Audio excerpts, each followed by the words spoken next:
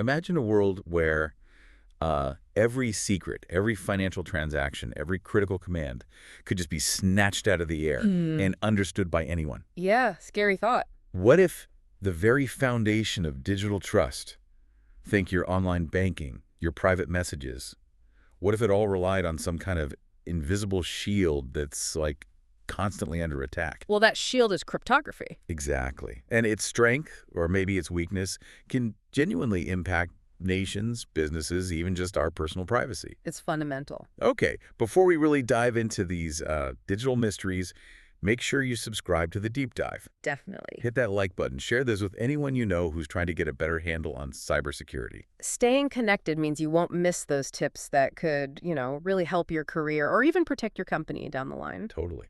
So today, we're really getting into the weeds of cryptography. It's absolutely foundational for cybersecurity. It really is. Our goal here is to help you understand how to spot network security weaknesses and figure out the best ways to lock them down. Just like professionals do, right? Mm-hmm. We're covering the history, symmetric versus asymmetric encryption, PKI, which is huge, and then the attacks. And understanding those attacks is key to building good defenses.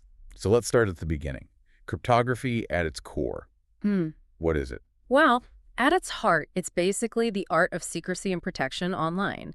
It's the process of taking readable data, what we call plain text, Right, normal text. and converting it into something unreadable, which is ciphertext. And then back again. Exactly.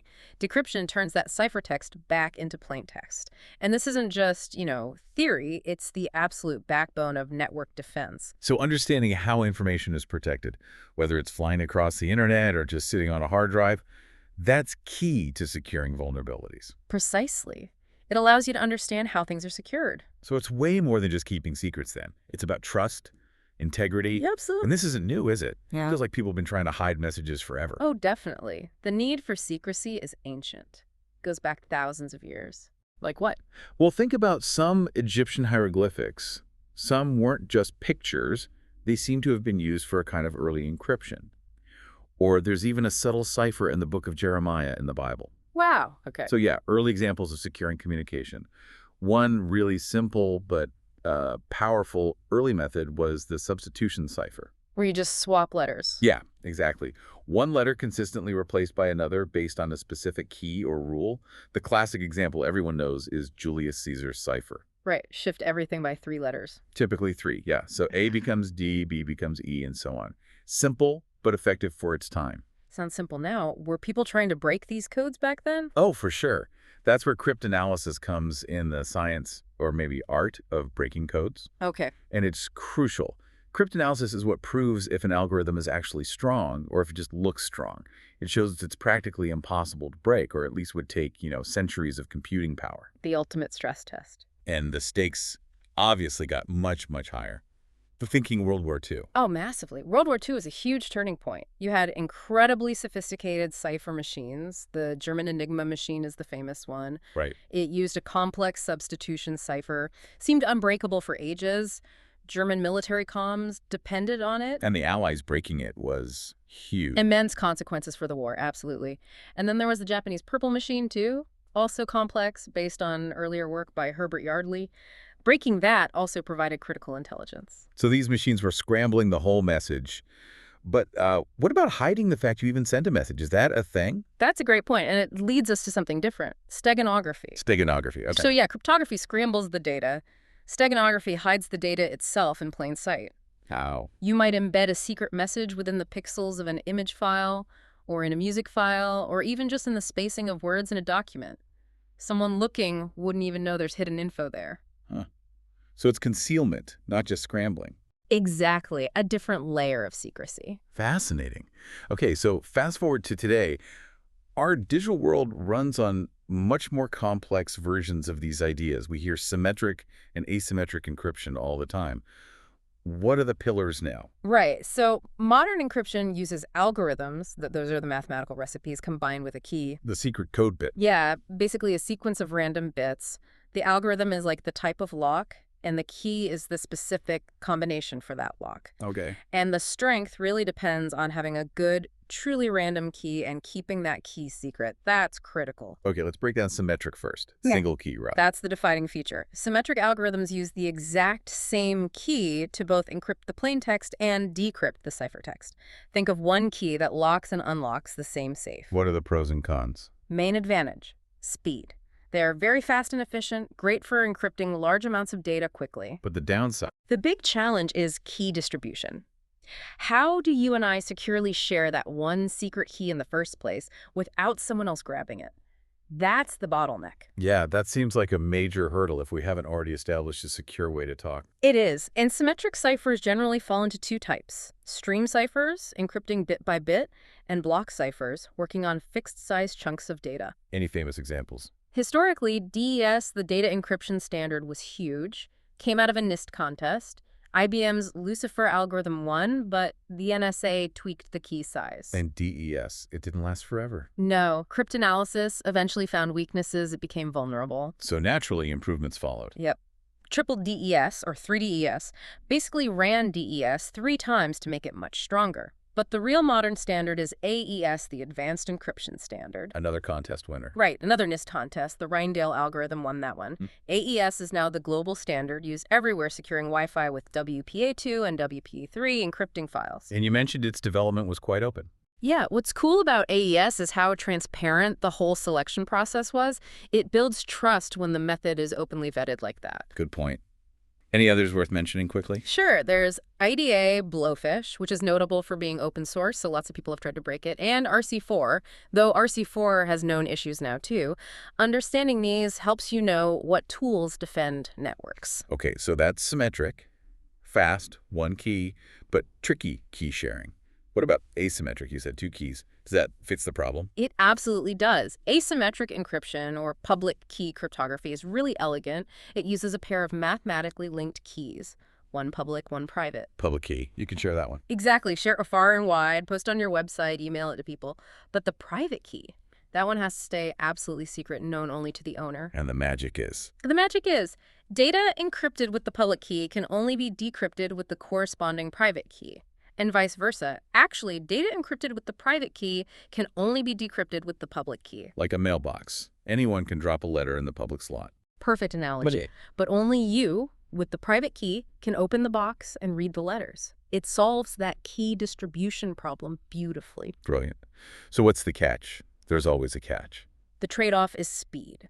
Asymmetric algorithms are much, much slower computationally than symmetric ones. Ah, so not great for encrypting, say, a huge video file. Not directly, no. That's why you often see a hybrid approach in practice. How does that work? You use the slower asymmetric encryption just to securely exchange a temporary one-time symmetric key. Then you use that fast symmetric key to encrypt the bulk of the data. Best of both worlds. Clever. Using the secure but slow method to set up the fast one. Yeah. What are the big names in asymmetric? RSA is probably the most famous. Yeah. Developed by Rivest, Shamir, and Adelman way back in '78. It relies on the difficulty of factoring huge numbers. Great for encrypting small things like that symmetric key, or for digital signatures. And Diffie-Hellman. I hear that one a lot. Diffie-Hellman is fascinating. It's not for encrypting data itself. Its specific job is secure key exchange. Okay. It lets 2 people who have never met establish a shared secret key over a completely insecure channel like the public internet, even if someone is listening in. It's amazing. They then use that shared secret with a symmetric cipher. Wow, that really did change everything for secure communication online. Any others? Definitely. ECC elliptic curve cryptography is really important now. Why is that? It provides very strong security, but with much smaller key sizes and less computing power needed compared to RSA.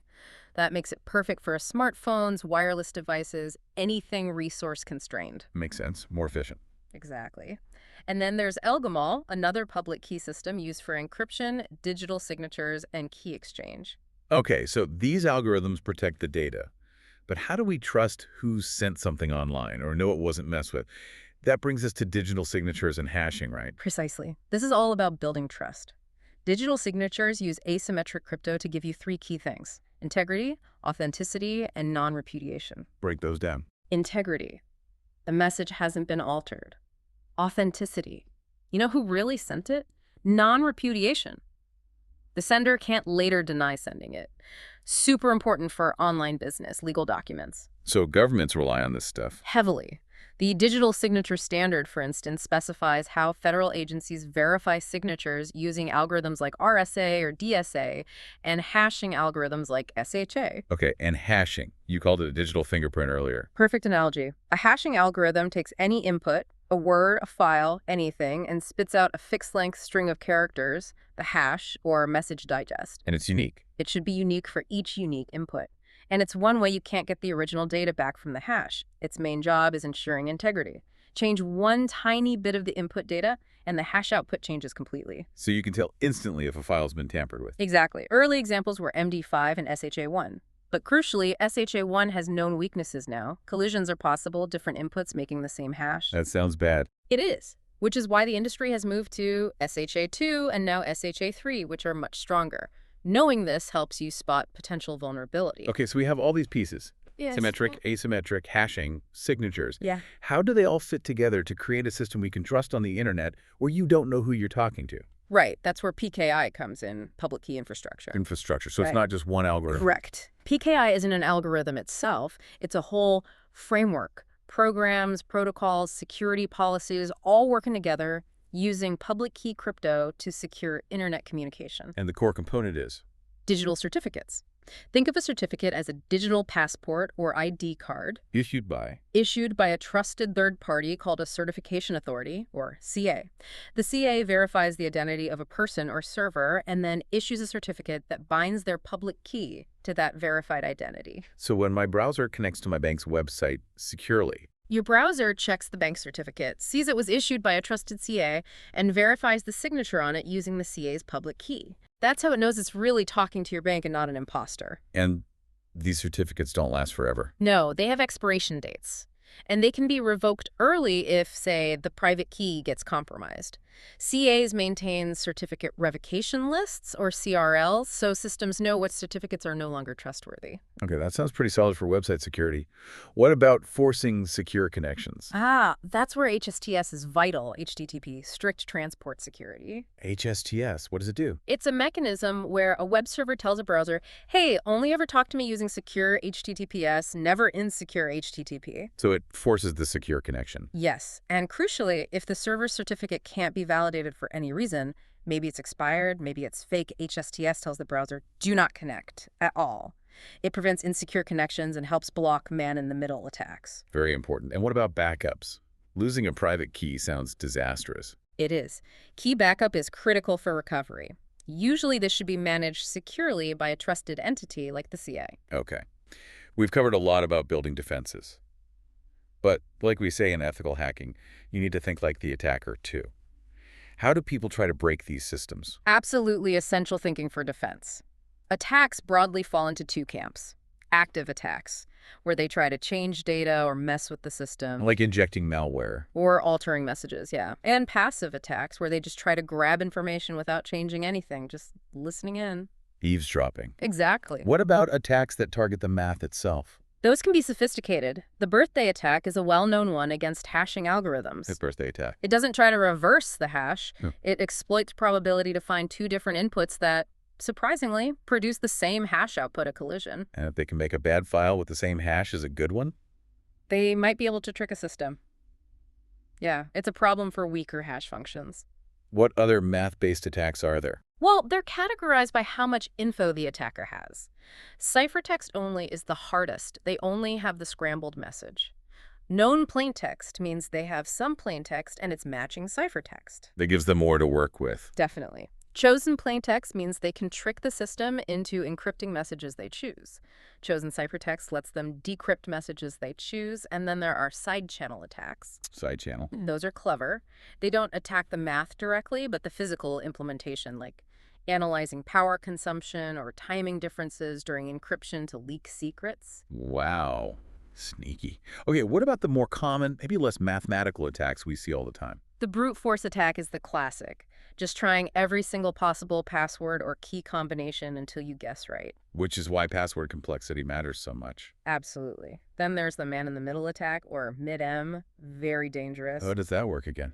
An attacker sits secretly between two communicating parties, say, you and your bank. They intercept your traffic, pretend to be the bank to you, pretend to be you to the bank, relaying messages, maybe altering them. So you think you're talking securely, but you're actually talking through the attacker. Exactly. It totally undermines trust. And it really highlights why things like PKI and proper certificate validation are so crucial. Yeah, definitely. What about attacks on the protocols themselves? An SSL/TLS downgrade attack is one example. If a server is poorly configured, an attacker intercepting the initial handshake might force it to negotiate down to an older, weaker version of TLS or even SSL. Making it easier to crack the encryption. Right. The fix is simple. Configure servers to only allow strong, modern protocols and ciphers. No downgrades allowed. Makes sense. We also hear about dictionary attacks a lot. Yeah, that's just using a big list of common words, names, phrases, maybe previous breached passwords, and trying them all against an account. Exploits our tendency to pick easy passwords. And again, doing this is illegal without permission. Absolutely. Password cracking without authorization is a crime in the U.S. What about just reusing captured data? That's a replay attack. The attacker captures legitimate encrypted traffic, maybe your login credentials being sent, and just replays them later to the server. To trick the server into thinking it's you logging in again. Exactly. They don't need to break the encryption, just capture and resend the valid encrypted blob of data. Good protocols have defenses against this, like sequence numbers or timestamps. Okay, finally, password cracking itself. Illegal without permission, but vital to understand for defense. Critically important. Understanding how attackers crack passwords is key for penetration testing, finding weaknesses, and hardening systems. What are the basic steps they'd take? Generally, first, they need to somehow get the password file from the target system. Often, passwords aren't stored in plain text, but as hashes. Right, those fingerprints. So they get the file of password hashes. Then they run programs that perform dictionary attacks or brute force attacks against those hashes, trying to find an input password that produces a matching hash. And there are tools for this. Oh, yeah. Tools like Hashcat, John the Ripper, Offcrack, they're designed specifically for this. They can try millions or billions of possibilities per second. Which just underlines again, strong, unique passwords and protecting those password hash files are essential. Absolutely fundamental. Knowing these tools exist and how they work directly informs how you design defenses and harden operating systems. Wow. Okay, so we've gone from ancient ciphers all the way to modern PKI and the attacks trying to break it all down.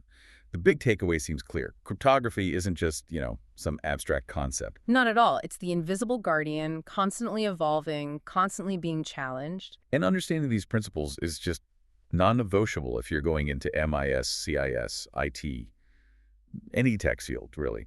It prepares you to secure more than just networks, entire digital systems. From those secrets hidden by Enigma in wartime to your everyday online bank transaction secured by AES, it really is the digital shield keeping things running. So if you found this deep dive valuable, definitely hit that like button, subscribe, share it with someone you think needs to hear it. It helps us get these insights out there, the kind of knowledge that can really make a difference in your career. So as you think about your path in technology, how does really understanding cryptography empower you? Yeah. How can you be a better guardian of information in this landscape? What's maybe one area of cybersecurity you wanted to dig into more now? Think like a hacker, act like a guardian. Until next time, keep your systems and your ethics strong.